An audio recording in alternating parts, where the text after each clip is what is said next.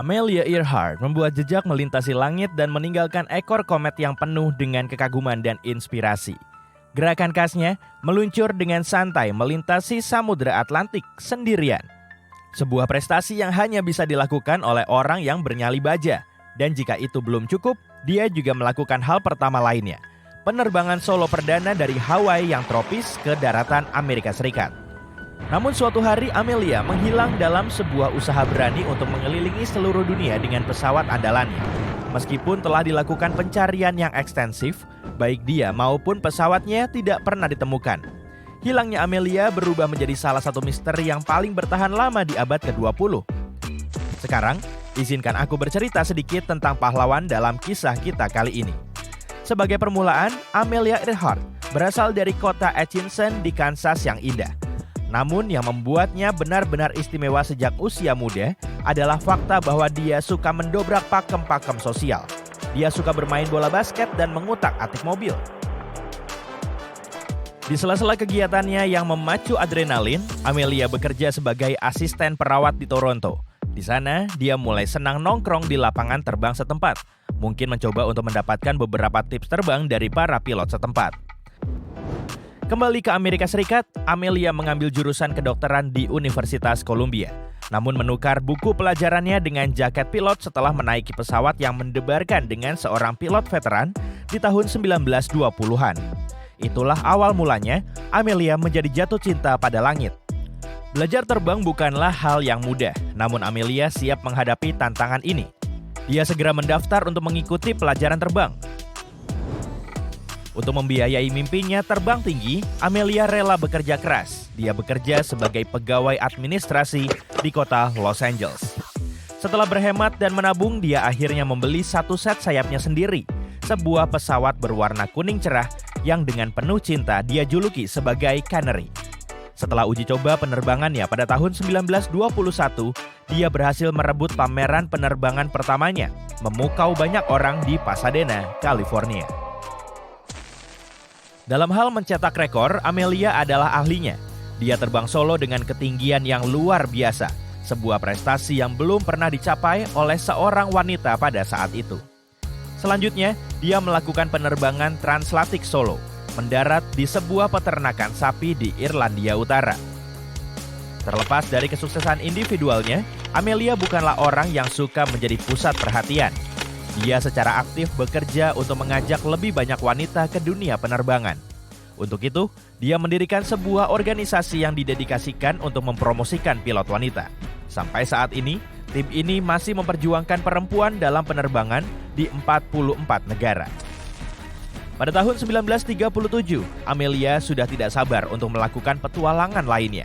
Dia merencanakan penerbangan spektakuler ke arah timur mengelilingi dunia dengan tujuan untuk menjadi pilot pertama yang melakukan pertunjukan langit ini. Lepas landas dari Oakland, California, dia bertujuan untuk mengelilingi dunia seperti elang yang mengitari mangsanya. Kali ini dia ditemani seorang navigator bernama Fred Noonan. Keduanya merintis jejak dari Miami ke Amerika Selatan, melintasi Atlantik ke Afrika, lalu ke India dan Asia Tenggara. Namun tragedi terjadi. Amelia dan Fred tidak pernah berhasil mencapai salah satu tempat pengisian bahan bakar di Pulau Howland. Kontak radio terakhir mereka dengan penjaga pantai Amerika Serikat sangat misterius. Setelah para pejabat Amerika Serikat memberikan lampu hijau untuk melakukan pencarian besar-besaran, dunia menunggu. Sayangnya, setelah 2 minggu penuh ketegangan, Amelia dan Fred dinyatakan hilang di laut. Sejak saat itu, banyak teori bermunculan tentang nasib mereka.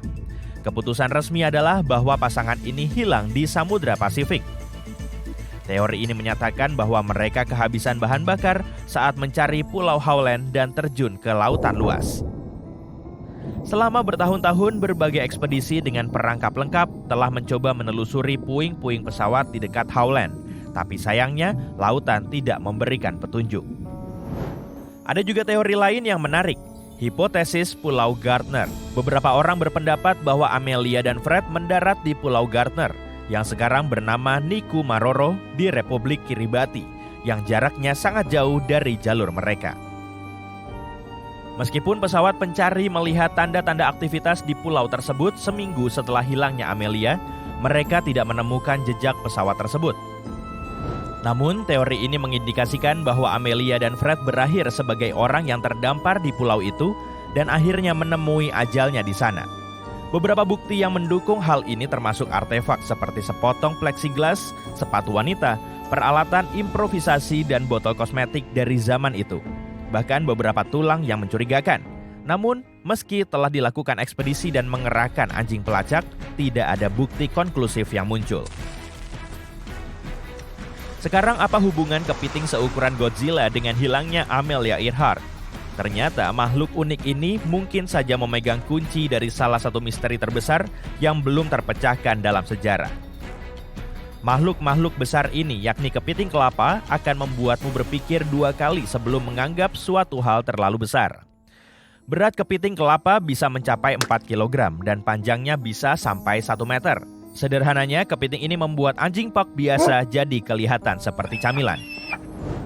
Teori ini membawa kita kembali ke pulau kecil di Pasifik, di mana Amelia diduga pernah singgah namun tidak meninggalkan jejak, Pulau Niku Maroro. Ketika orang-orang mencari petunjuk tentang hilangnya penerbang terkenal itu, satu aturan tertanam di benak mereka. Hati-hati dengan kepiting-kepiting monster itu, capitnya benar-benar berbahaya. Pada siang hari, para penjelajah kita dapat dengan mudah menghindari makhluk bercangkang keras ini. Mereka akan menemukan kepiting-kepiting itu bersantai di bawah pohon kelapa yang rimbun, atau mungkin menikmati semilir angin di antara dahan-dahan pepohonan. Ya, kamu nggak salah dengar. Kepiting ini juga pandai memanjat. Tapi saat matahari terbenam, nah saat itulah segalanya menjadi kacau. Para penjelajah pemberani ini segera mengetahui bahwa tidur di atas tanah sangat penting, kecuali jika mereka ingin dipijat di tengah malam dengan capit-capit kepiting. Kepiting-kepiting jumbo ini seperti aktor utama dalam teori tentang apa yang terjadi pada tokoh utama kita, Earhart dan navigatornya. Menurut hipotesis ini, ketika para penerbang tidak berhasil menemukan Pulau Howland, mereka berimprovisasi dengan membuat landasan pendaratan di terumbu karang Niku Maroro. Pesawat itu akhirnya pergi. Pesawat kadang bisa begitu loh, meninggalkan Earhart sendiri di pulau itu. Ya, bersama teman-teman krustasea kita yang perkasa tadi.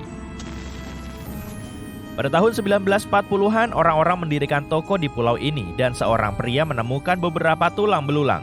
Namun, dia hanya berhasil menemukan 13 tulang dari kemungkinan 206 tulang, jumlah total tulang dalam tubuh manusia. Jadi, kemana perginya tulang-tulang yang lain? Yap, tebakanmu benar. Kepiting perampok kita mungkin bermain-main di tengah malam.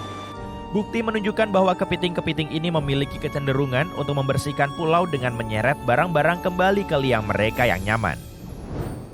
Selama bertahun-tahun, beberapa percobaan telah dilakukan untuk memverifikasi apakah kepiting ini memiliki hobi mengumpulkan tulang.